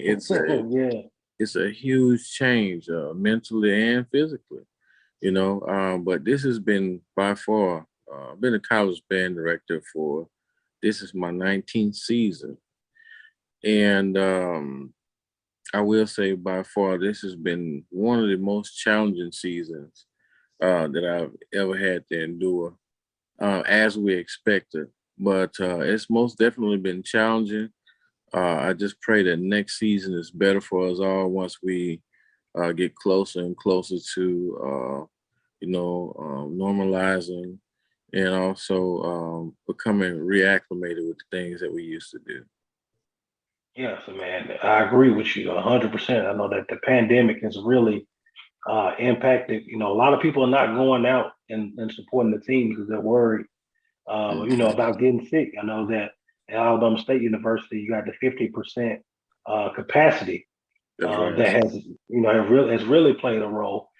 During the game, PJ, I've always wanted this. During the game, how much you as a band director, how much are you paying attention to, kind of what happens down on the field? Well, man, we are a football team focused organization. Like, we have our things before and after the game, but we're there, for the, for the morale of the football team, to keep them alive, to let them know we're still rooting for them. Hopefully we'll play a song or two that'll strike a chord within the players and get them, how we say crunk, while they're fatigued or, while they ain't concentrating. We try to break the ice for the football team and, get them relaxed, get them in a place, not to take their mind off the game. But it's a lot of anxiety involved, when you're most definitely a receiver or playing a position that's very exposed. If you don't defend this pass, or if you run the wrong route, or if you're a quarterback and you not reading the defense well, and so on and so forth. There's a lot of thinking going on. So we try to be that that element that takes them not away from the game, but puts them in their comfort zone so they can be relaxed while they do what it is that they have to do. Absolutely, absolutely, and I like that you say support. I remember Dr. Isaac Griggs, talked about how important it was. One of the greatest in the world, man. Yeah, he was talking about how important it was to play certain songs at different times, and at the HBCU crowd oftentimes it's the band that gets the crowd going, which in turn gets the team going. So the band plays a very important role, and one thing that I learned, playing ball in the HBCU is how much work that you guys put into it, man. During camp, the band is out there, 5, 6 in the morning. They're out there 11, 12 o'clock at night and even longer. So, man, you learn to appreciate the grind and what you guys do. I know in football, we kind of look at the schedule and look and say, we got so and so here, we're going to bring it this week. We got so and so here, so and so, here. Is that the same way in the band world? Man, is identical. Like say for an example, being a Louisiana boy, we already know how revered Southern University's football program and most definitely their band program. You just know you have to be on your A game when you're going to see that blue and gold. It's just no way around it because they're both known for, supreme mindset. They're always going to be competitive. You can count on it. I don't care what year it is. I don't care what the world is doing. COVID, SARS, whatever's going on. Human jukebox is going to be competitive. And so are those Jags, man. It's just understood like carry the one. But we most definitely have certain schools that are known for being competitive. Some that are known, for, claiming victory more, often than others, And so we have select, even though we respect every single band program that we face, no matter if you got 3 people in the band or 300. We're most definitely going to give you all we have, but there are certain band programs that have been on top so long, man, that, you kind of expect the best from them. So you have to make sure you dig, as deep as you possibly can to rise to the occasion. So we have to do that for the fans, our institution, the administration that captains the institution, and most definitely our men on the field. So, they digging deep, we digging deep too. Man, one thing about Alabama State University, I always say this. You'd be hard pressed to find a marching band with more swag than the Mighty Marching Orders. I remember back in the day when Bama State came out with the gold spats, and that was a big deal, man. To get the whole band, gold spats, man, just from the drum majors, and then you throw in the honeybees and what they bring to the show. Man, just everything with Alabama State University, the amazing job that you guys, Dr. Oliver and Charles and the crew, doing down there in Montgomery. And then I hear today, man, the people from Florida A&M talk about how well you guys did yesterday, especially during that halftime show. When you started talking about one of the band programs that all people always talk about, it's the Marching 100. But the Mighty Marching Hornets went down there and took care of business. So that tributes to the hard work that you guys put in, man. How was that going down to Tallahassee yesterday? Well, we have so much respect for, just as Southern University, Florida A&M University is most definitely, man, the band that most of us have been measured by for so long. Rest in peace to Dr. William P. Foster, the Alabama State University and Florida A&M University bands are actually related historically.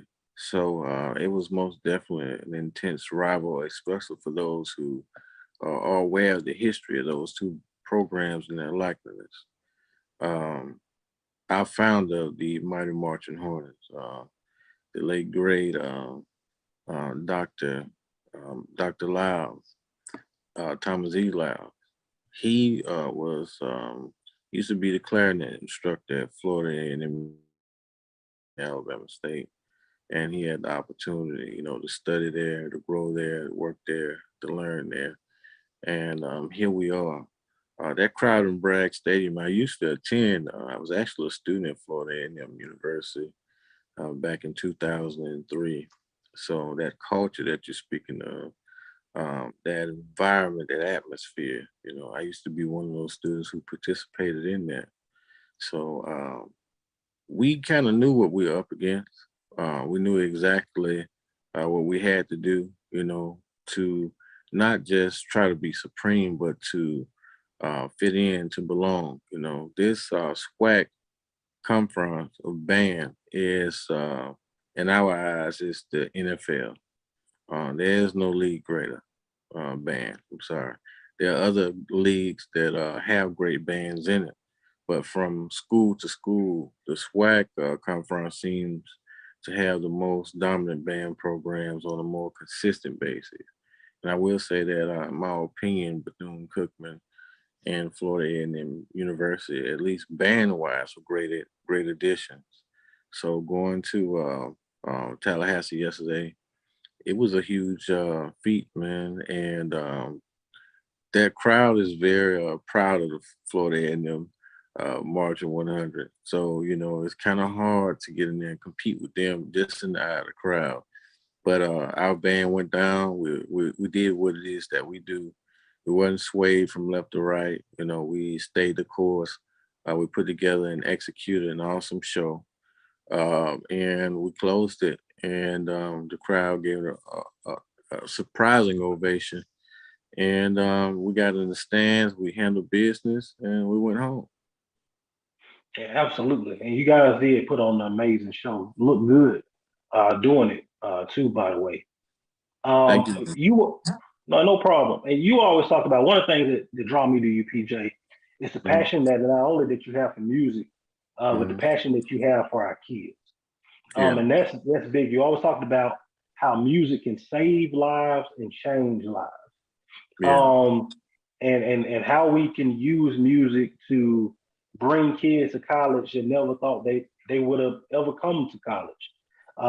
So you having that passion, I think that's something big, and I think that's something every program you're at, whether it's Talladega, whether it's Stillman College, whether it's Alabama State University, the kids that you bring in, when they say, man, PJ coming in, recruiting goes up. Man, talk about that passion and how kids gravitate towards you, and that passion that you have not only for the kids but for music itself. Well, man, I will say this: is music is one of those elements that will trick you to believe in yourself. We speak of football. Football is for people who have superhuman abilities only. You can't really have potential and be an awesome football player. You can have potential that'll get you on the team possibly, but the rest of it is going to be hard work and dedication. I played football, so I know myself. But when it comes to music, music just seems to have the ability to touch more people and to offer more scholarships and to offer more possibilities, because there's not many kids out there that can run a 4.240. There's not many kids out there, who are, 6'1" or 6'2" or even 6'6", where they can be an awesome receiver, or, a nice tight end, or even a dynamic quarterback, and so on and so forth. Both of those sports, because band is a sport, they're great in their own right. But for me, band and music has allowed me a conversation piece to reach out. It gives me an opportunity to reach out to kids who may just need a little push or need someone like me that they can relate to, that can, encourage them to try and invest in themselves. One thing that we don't realize is that we all gifted, but if you don't have somebody like me or somebody like yourself who can get with a kid and articulate and point out how you're gifted, and let's try this method to unlock the next level of your gift so that it'll benefit you, then a lot of them just fall by the wayside because they haven't had the opportunity to be mentored or to be inspired or to, like I say, help them identify what they've been blessed with. And until we do that, man, we can look at crime rate steadily getting stronger, unemployment, homelessness, so on and so forth. We got people roaming around aimless because they don't have anybody to help them find them, and I just like to say that band room and college campuses are great places to do that. Yes, indeed. And much like football, I know that band is the vehicle of bringing a lot of kids to college and getting a lot of kids degrees. Oftentimes, the first time that a degree has been in that family. So I think I think it is very important. I really took the sport of band from you.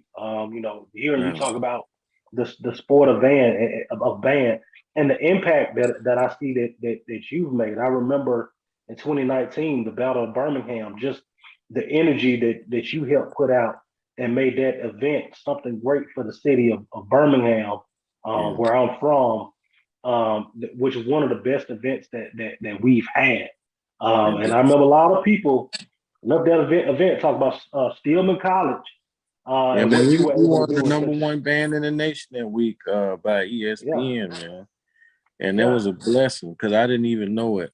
And just like, this is my first year at Alabama State University, and we number one, we voted yesterday, number one band in the nation again. So I think what it is, man, is God pointing us. Like, one thing you'll find out is when you walk in the direction and uh walk in the purpose and what you were created to do, man, you'll see that your efforts will be magnified. And I've been seeing it over and over. And I fought long and hard with myself over returning the band because I took a little time off between 2008 and 2010. Before then, I was at Miles College, 2004 through 2008, and I worked under Professor Arthur Means, one of the greatest band directors known to the state of Alabama and across the country, man. And he took his time and he showed me, he articulated, hey man, you're really good at this. Pay attention to this. If I were you, what I would do if you want to be better, just pay a little more attention to detail. And if you're not sure, just come in and knock on my door and I help you through it. And man, when you got somebody or when you have somebody as awesome as he is and of his stature, man, that almost makes you feel a bit invincible. So you mean to tell me that I have what it takes and I can come knock on this guy's door who's one of the greats of this sport and he's willing to offer me advice on how to fix things that I find to be complex. Man, it's a beautiful feeling. And let's talk about alignment right quick. Sometimes when you pray, you ask God for certain things because I prayed for this, maybe when I was like 17 years old. I've always wanted to be a band director. But I prayed for it and I never asked God to give me people who would help me. What I would do is the people who I knew could help me, I would call them all the time and I was a stranger and I would just ask them questions. And when it came to my college, actually, I asked him, I said, hey, I know how to write music, and I'd love to be on your team. I come work for free. And he's like, well, man, we don't just let people come write music. But I tell you what, when the next time you'll be in town? And I came down from Louisiana. Southern University was playing Alabama State in Birmingham at the SWAC championship. And I stopped by Miles College campus and he started looking at my arrangements, looking at the scores, and he's like showing them to his assistant band director, like, you see that? And I'm gonna be honest with you, BJ, nobody ever taught me how to write music. It's just something I woke up and knew how to do. Wow. Nobody ever sat down and took time to teach me how to write music. I had people who tried to help me learn to read music. But writing music, no, I never had that, that training. It's just something that seems like it was inside of me. I remember going to one of the local pawn shops because they had this computer software that would allow you to write music. Because I used to write all my music on copy paper, just pen and paper. Wow. And I started taking it off the copy paper and plugging it into this computer program, and I could press play and it would allow me to hear the parts. It allowed me to hear my mistakes. And you know how you got kids who stay up all night playing Fortnite and Call of Duty? I was that Mm-hmm. kid who stayed up all night and I was writing music. Now that I can figure I can hear all the parts. And it just started speaking to me. And a lot of people when music is playing, they hear the notes. I hear the notes too, but at the same time, I see color, like actual shades, and it just, and before I learned to write music, I would paint all the time. It was almost no band director, PJ, because I got offered a scholarship to the Art Institute in California, but my mom wouldn't let me go. She said it was too far. But before being a musician, that's what I wanted to be. I wanted to be an artist. I was awesome at it. I didn't know why. Never had any formal training, but it just knew how to do it. But when we got to this music thing, it's something that I wasn't still to this day. I get in trouble for it. I wasn't able to shake it. Shake the urge, shake the desire. That fire. And that's one of the things. Just that little snippet of my story. That's one of the things that make me want to get in a place with students because I know that they have these awesome gifts, man. But the problem is we don't have people in our circle that is people that are adamant about us exercising what it is that we're awesome at. Because sometimes we think that what we do may not be special because nobody told me that it was special. So maybe everybody knows how to do this. So that's what my thing is when I get with kids and I sit and talk with them or I hear them play and I'll ask them, do that again. And they'll do it again. I said, what's that called? Like, I don't know. I said, look, I want you in my band since you don't know what it is. And he's like, but if I don't know it, I mean, I won't get a scholarship. I said, no, that gives me the opportunity to teach you stuff that you don't know. So my thing is when this guy becomes an awesome musician, it becomes a world-renowned pianist or, euphonium player, whatever it is that they decide, or arranger, or composer, or director. I always gonna remember this guy here. I just wanna, before I leave here, I just wanna leave my mark in the area of the world or with the type of people that I relate to. And right now, there just happens to be musicians. People who think with their heart first and their mind second. So that's just where I am. Hey PJ, got a quick question for you. When we were coming up, and I think that this is something that has changed the sport of band. I feel like you know this better than anyone else. But when Right. we were coming up, when we went to see a band, it didn't matter who it was, Alabama State, Jackson State, or whoever. When we saw them, it didn't matter if it was in August or November. That was our first time seeing them. Now, before you see a band in person, you've watched hours of their YouTube videos that literally come out an hour after the ball game, the performance that they've had. How has YouTube and social media, how has that changed the marching band game compared to the game that we used to see? Because now you have to do something different every week because now no one's surprised. And that wasn't the case back when we were coming up. You have to be more creative, and it keeps everybody on their toes. In terms of recruiting, it makes it harder and easier because the more bands that are visible, the more good bands that are visible, the more students have to choose from.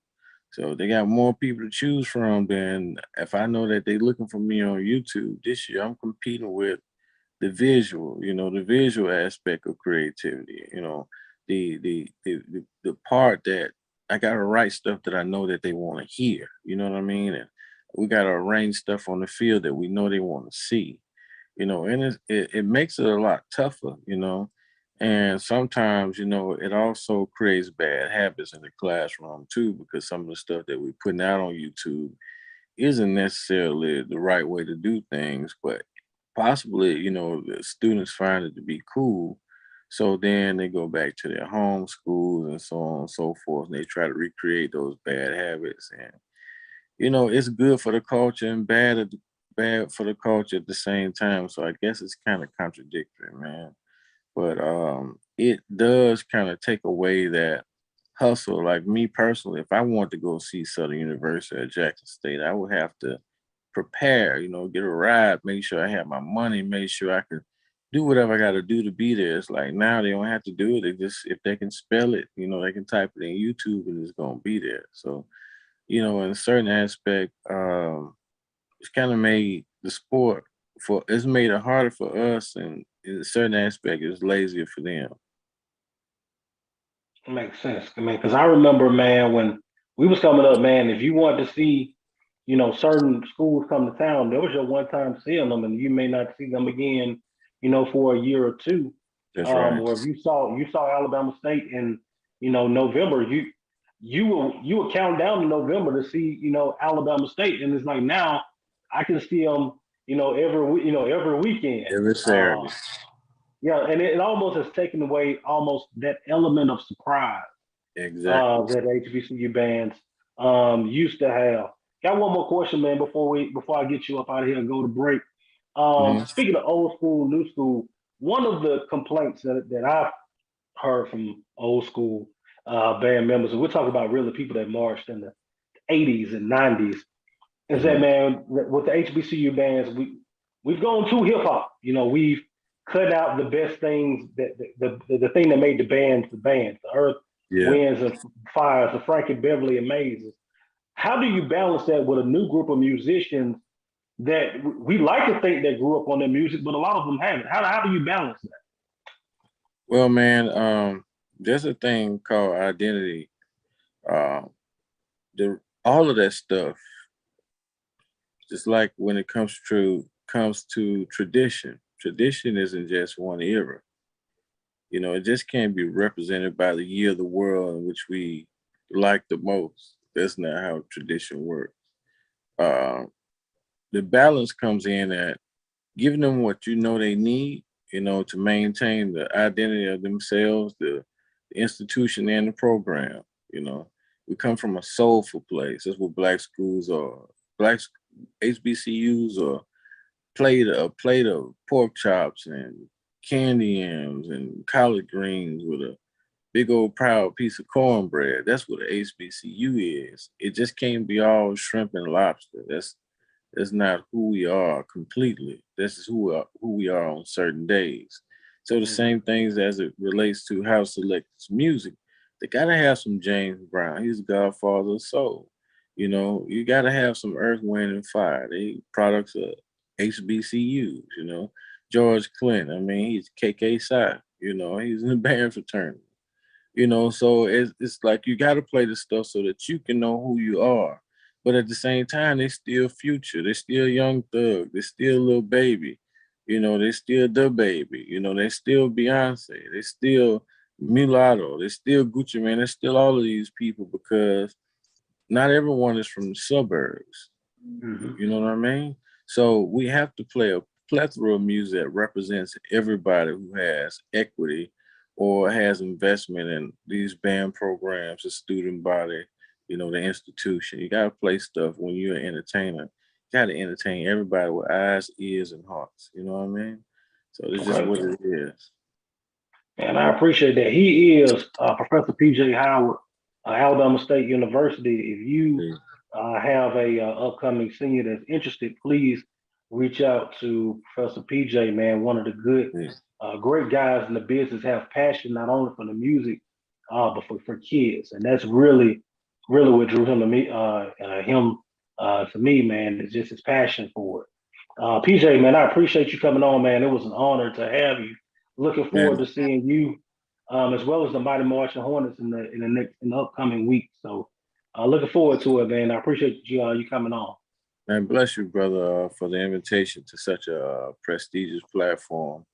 And also, shout out to the Mighty Marching Hornet Band. They did an awesome job yesterday. The ASU student body, faculty, staff, and administration pieces, most definitely. Dr. James B. All the director of bands at Alabama State University.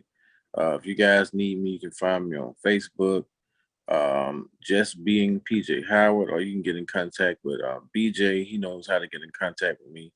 And man, again, thank you all for the opportunity to, participate on this show. Man, no problem, man. You'll definitely be welcome back, man, and looking forward to seeing you and the Mighty Marching Hornets. All right, man. Well, you see you, man, and be blessed, big dog. All right, man. All right, peace.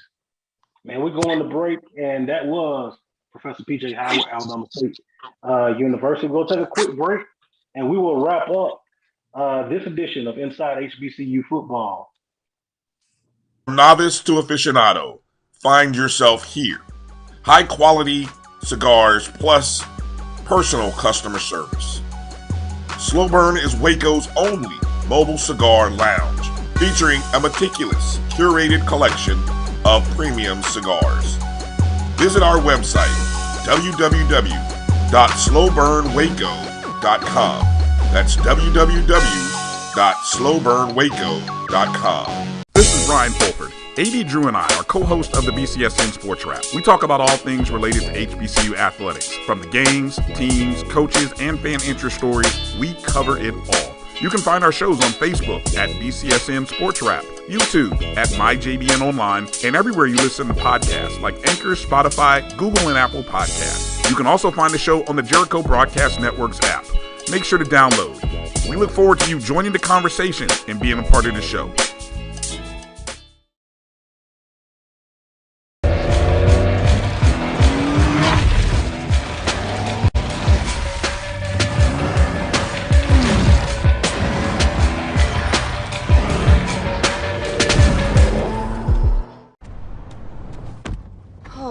That spin class was brutal. Well, you can try using the Buick's massaging seat. Ooh, yeah, that's nice.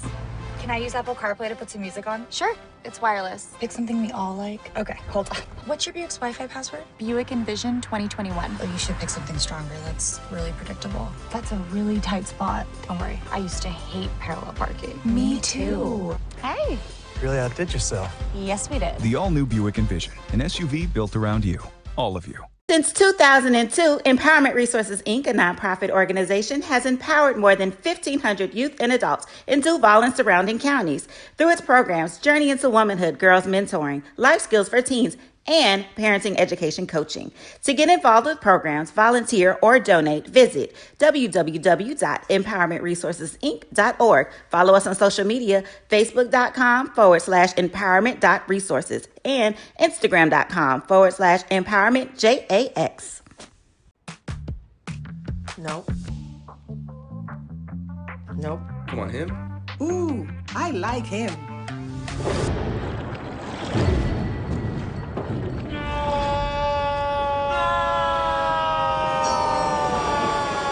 Quick, the quicker picker-upper. Bounty picks up messes quicker, and each sheet is 2 times more absorbent so you can use less. He's an 8. He's a 9. Bounty, the quicker picker-upper.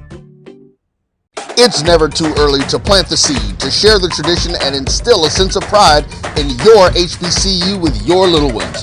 HBCU Pride and Joy Children's Boutique helps you share your school spirit with a wide selection of adorable kids apparel and accessories officially licensed from your favorite HBCU. Visit hbcupridejoy.com and follow us on all social media at HBCU Pride Joy on Facebook and Twitter. Sugar Chateau Desserts is a specialty bakery located in the Charlotte, North Carolina metro area. We will create delicious and one-of-a-kind treats for any occasion. Sugar Chateau is currently shipping cakes in a jar, offering a variety of different flavors in a single-serve container that can help you celebrate in accordance with social distancing. Place your orders today by calling 803-526-7895 or visiting sugarchateaudesserts.com.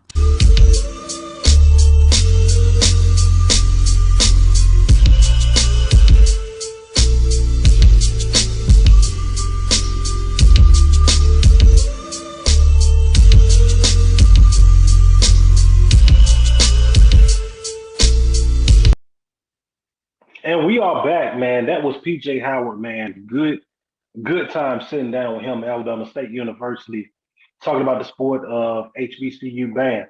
Man, we only got about 5 minutes, man, before we get out of here, man. But shout out to everyone who came out today. Dr. Kenyatta Cavill, Charles Edmond, and PJ Howard. Next week, man, we got another solid week for you. This thing ain't gonna slow down, man. We only getting better. Next week, we will be reviewing the week that was. Jackson State, Alabama A&M, Arkansas Pine Bluff at Alabama State University, Florida A&M hosting South Carolina State, Alcorn State hosting Grambling State, Texas Southern facing off against Southern, and Mississippi Valley against Bethune-Cookman. We'll talk about those games. And we'll look at the week that will be ahead, going into the next week of the HBCU football season. Some of the headlines for that game: Florida A&M making a trip to Huntsville, Alabama, to face off against Alabama A&M. How important that game? That game is going to be very important, especially if you get Alabama A&M with a victory on Saturday. You could possibly see a three-way tie. There's so much stuff going on in the Southwestern Athletic Conference. So Florida A&M going to Alabama A&M. How about Southern University making the trip to Arkansas Pine Bluff? Homecoming. Arkansas Pine Bluff. Remember what Arkansas Pine Bluff did in the spring down on the bluff? That's another key matchup that we previewing. The MEAC conference slate will finally get started. Not this weekend, but next weekend. We will have MEAC conference games to talk about. That's something that's going to be key. We start talking about the MEAC champion and the Celebration Bowl. So lots to talk about, man. We are going into it doesn't feel like it, but we're going into week 6 of the HBCU football season. If you follow me on social media, Top 5 Tuesdays on Twitter, follow me at Inside HBCU F-Ball. That'll be released on Tuesday. Who are the top 5 teams in HBCU football? We'll talk about that.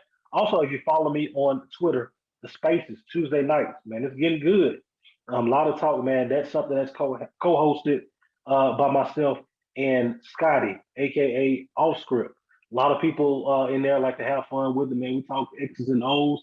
We cut up a little bit, but we talk mostly X's and O's in there. Also, make sure that you are following the Black College Sports Network.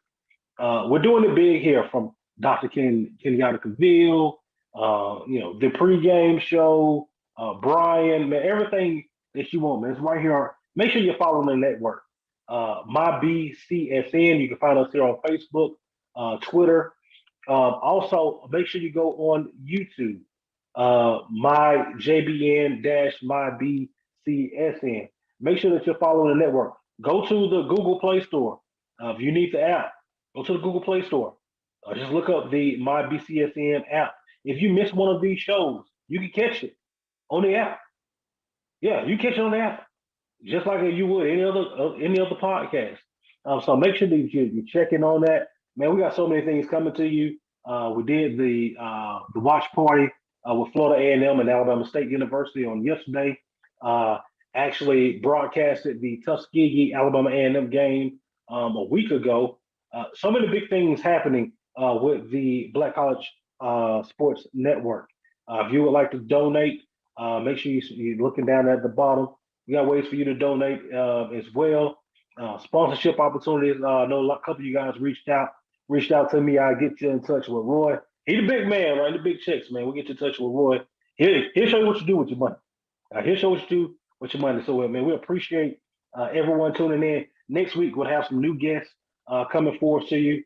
We'll have some big games to review and some bigger games to preview. Remember, man, we're still young in the HBCU football season.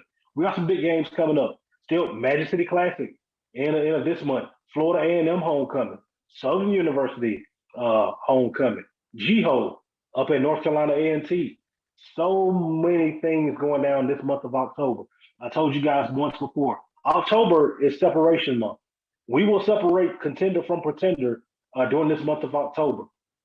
This is going to be an interesting month, not only in the Southwestern Athletic Conference, but the MEAC, CIAA, and SIAC as well. Man, that is my time. I would like to thank everyone for coming out, listening for these last 2 hours. I appreciate you. Appreciate my guests for coming in. They did a fantastic job. I will see you guys next Sunday. We're going to be right here, and we're going inside HBCU football.